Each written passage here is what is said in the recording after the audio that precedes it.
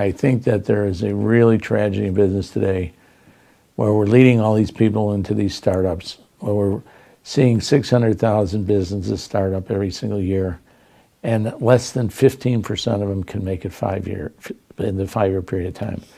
The scariest thing in the world is that waste of capital, that angel capital, that family capital, those credit cards. And we're all convincing that entrepreneurism has got a bright side and a happy side. And we're just not addressing the education system to worry about how do you decrease the failure rate?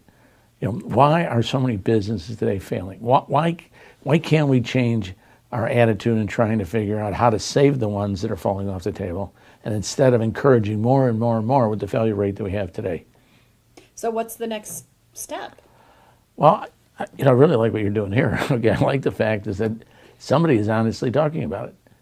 I mean, it's hard in a system that we have today, where we have almost 1,400 entrepreneurial programs inside colleges, probably greater than that today, because what happens is it's a profit center for colleges, okay?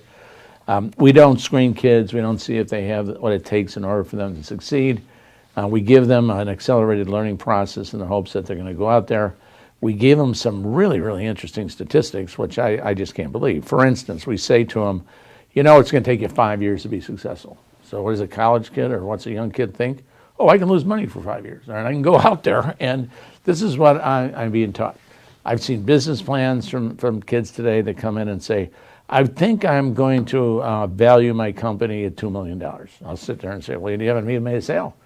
I said, you don't even you don't have a federal ID number. How can you ask for equity and evaluate your companies at such a high rate when you haven't even started out? They'll look at me and say, well, that's what I learned. That's the niche. I'm in this niche, and that's what the niche is selling for today. So I automatically, the things that these kids are living with are just absolute poison in terms of them having any significant chance of succeeding right at the very beginning. They've got to realize, they've got to be taught that when they get into a business, okay, all their investments has got to go towards value.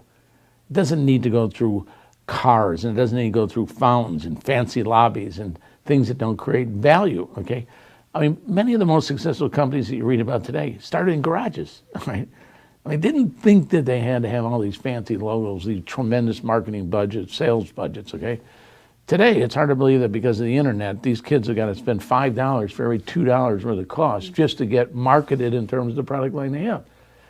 How do we evolve to that kind of equation where all the money now is going to the Googles and the search engines, all right?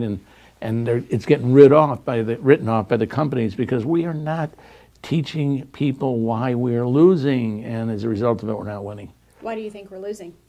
Well, when the failure rate is 85% on an annual basis, I would just look at those statistics in terms of verifying the fact is that we have definitely more losses than wins.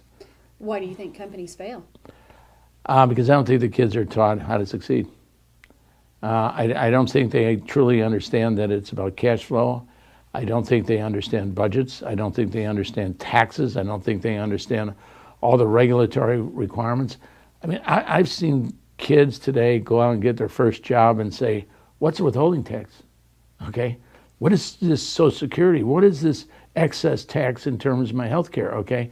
Why state? Why federal? I've seen business owners go to their parents and sit there and say, what are taxes that have received degrees out of outstanding universities that run business schools that start pop-up stores and pop-up businesses, okay, and don't even have any idea of the tax codes and in the system itself, all right? So they don't understand how to generate cash flow. They don't understand how to live within the cash flow that they create.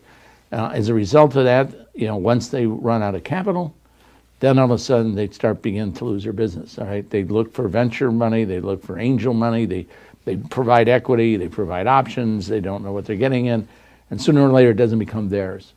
And then all of a sudden when you lose that passion, okay, that is no longer theirs, it's somebody else, you don't have that desire to succeed. I mean, you lose that ownership mentality, okay, because you grew too fast, you didn't place your cash in the right spots, okay? You didn't make the right bets. You didn't understand where the economy was. You didn't understand your competition, your marketplace. These are the things that what you got to do is teach people how to succeed.